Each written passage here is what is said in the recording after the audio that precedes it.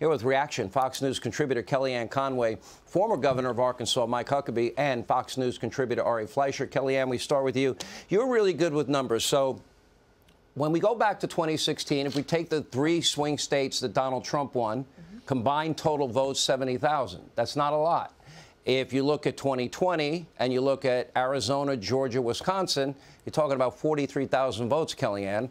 So when I look at the polls in Georgia and I look at the polls in New Hampshire and Pennsylvania and Nevada and Arizona, although a poll has Blake Masters up by 3 today, and I look at those polls, am I wrong in believing that probably every one of those races or the power in the Senate will be determined by tens of thousands of votes and not hundreds of thousands? Yes, Sean, you're right. That's the way our elections have been going, and that's why these are called swing states. They literally sit on the razor's edge, and it depends obviously on turnout, but it also depends on motivation and what I call investing in the non-sexy part of politics. Okay, everybody sees the ads, they see the rallies, the campaign, the candidate direct appeals, the TV interviews. What they don't see is who's investing in data and digital. How many volunteers do you have? How many voter contacts have you made? I don't really know what the DNC is doing, but the RNC has done a great job on this, as have all the committees. They raised over $300 million and spent it. They have over 100 million voter contacts. Think about that. You're calling voters, and you're the party talking about inflation, crime, education, immigration, border security, national security, financial security, physical security in your communities. They have over 1 million volunteers. And you see that all of these candidates have been very well resourced.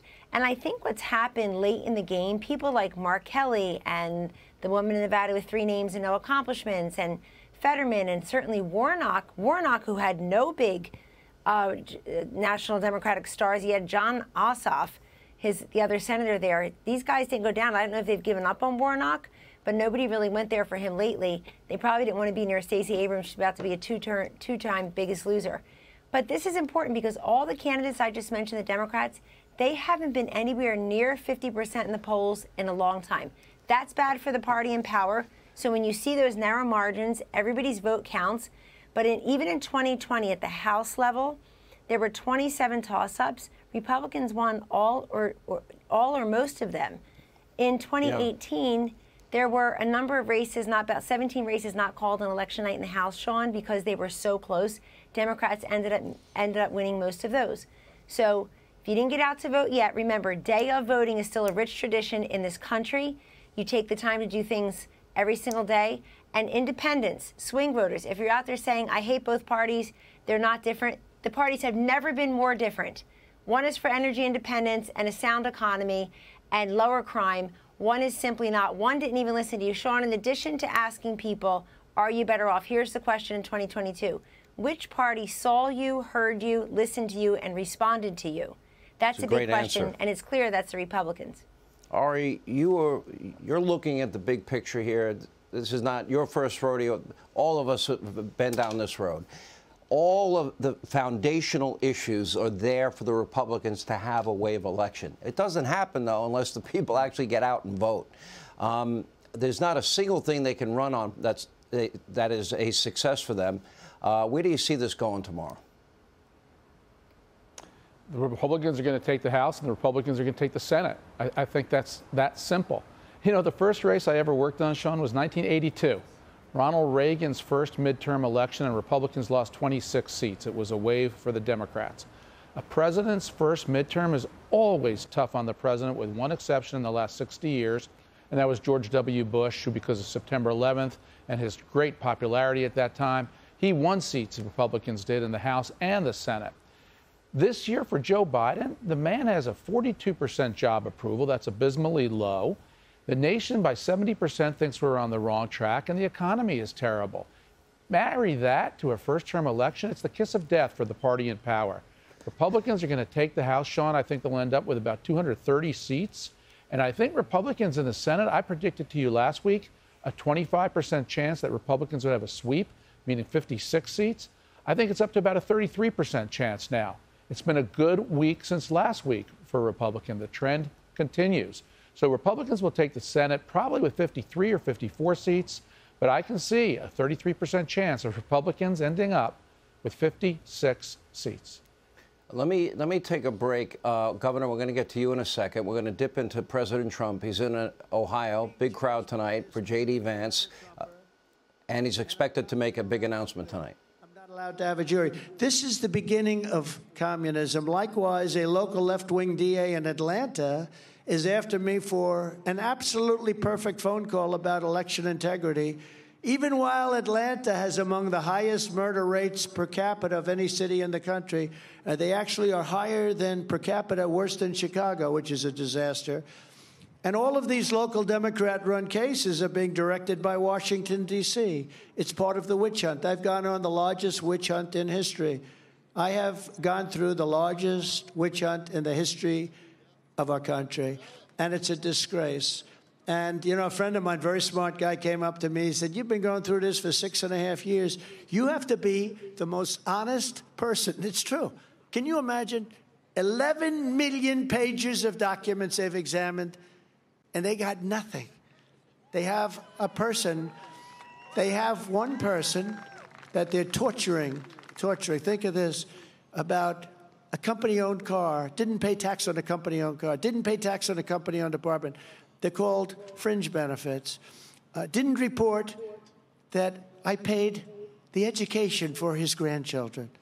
A very good man, 75 years old.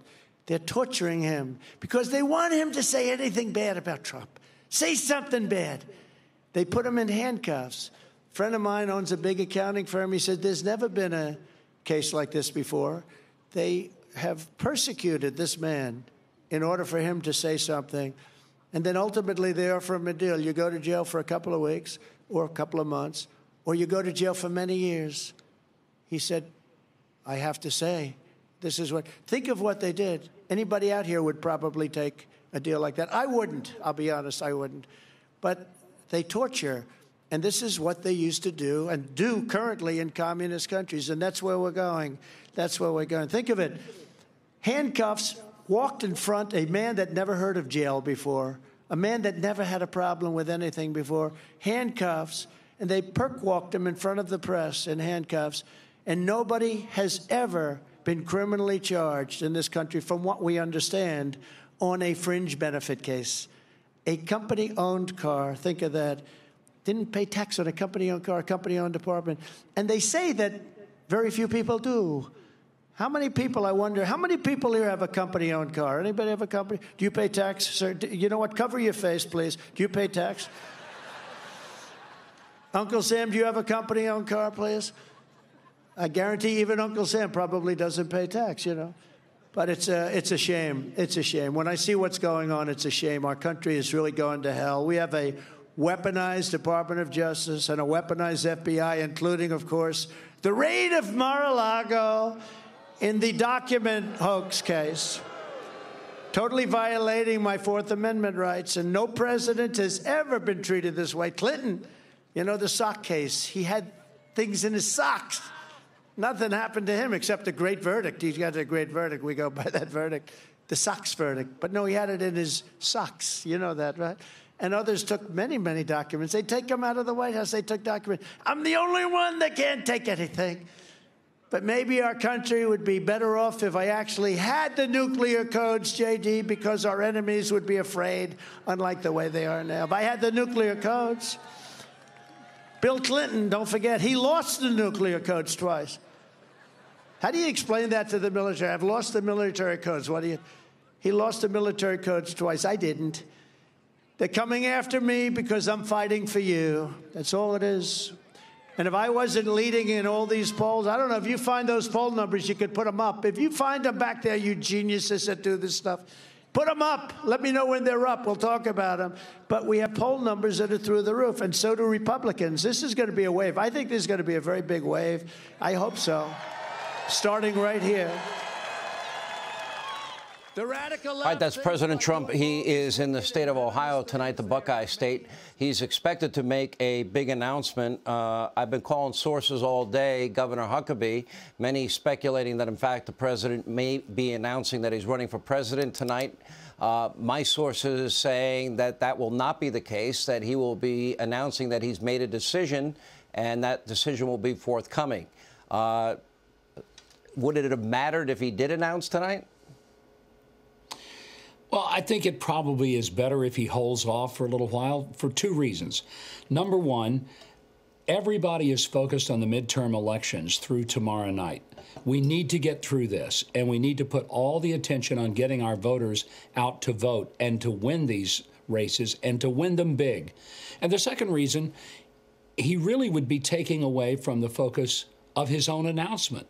In the midst of the midterm elections, if he were to make that announcement tonight, people wouldn't be talking about it nearly as much as they would be if he has a date out there somewhere in the future and he has the stage all to himself with nothing else going on, and it will give all those press people an opportunity to do what they love to do, and that's beat up on him. And by the way, I want to say one thing about Chef Boyardee.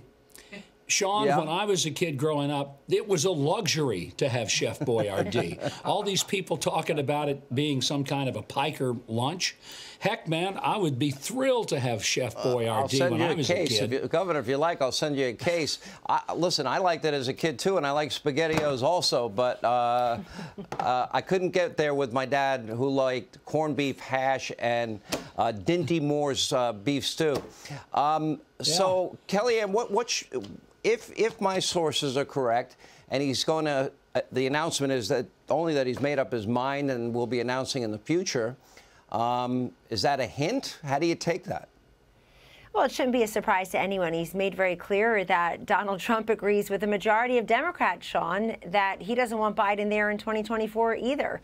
I mean, if a majority of Democrats feel that way, why shouldn't the former president? If this can be a binary choice between the economy, energy, security, crime under Donald Trump, and border, of course, and under Joe Biden, then I think it's easy. Look, Donald Trump has been doing what you see him doing right there in the split screen. He's been doing this for a year and a half now. He endorsed candidates. He wrote checks to them. His MAGA Inc. has spent millions and millions of dollars in 5 states recently, especially. He has showed up, stood up, spoken up, and put up for these candidates. Contrast this with the current president, who can't stand at the podium by himself in a swing state. He was in Maryland today, not a swing state. He was in Union Station the other day, not a swing state. In fact, it's a train station. And the president went there to give some rousing speech. He was in New York. He was in California. So, look, I think that a number of people deserve a lot of credit for this going the Republicans' way. But that includes Donald Trump. He's going to have a lot of good to say tomorrow about the candidates he endorsed, the way he did the teletown halls for them, et cetera. And the issue set, the America First issue set, is on the ballot. Ari, we'll give you the last word, and then we'll have to inform Governor Huckabee that he will no longer be the best governor in Arkansas history. But Ari, what's your take about the president basically saying, not announcing, but saying that he's made up his mind? Yeah, he's a wonderful teaser, isn't he? I mean, he really does know how to get the focus on him. But I think Governor Huckabee is exactly right. Republicans want to have the focus on Joe Biden through Election Day. That's one of the reasons Republicans have been propelled to such success. Joe Biden's a very unpopular president. Keep the focus on Joe Biden. Whatever the president does, President Trump does after that, then we'll see. And then I think it's going to be a fascinating issue about whether anybody challenges Donald Trump. I'm certain he's going to run, Sean. I just can't imagine with all the teasing he's done that he'll pull back. I'm pretty sure that President Donald Trump is going to run again in the Republican nomination. Then all the attention shifts to, will somebody challenge him? All right, we'll find out as that announcement gets close. We'll go back to our coverage of that. Thank you all. Kellyanne, thank you. Governor Huckabee, good luck to Sarah tomorrow. Ari Fleischer, thank you. Hey, Sean Hannity here. Hey, click here to subscribe to Fox News YouTube page and catch our hottest interviews and most compelling analysis. You will not get it anywhere else.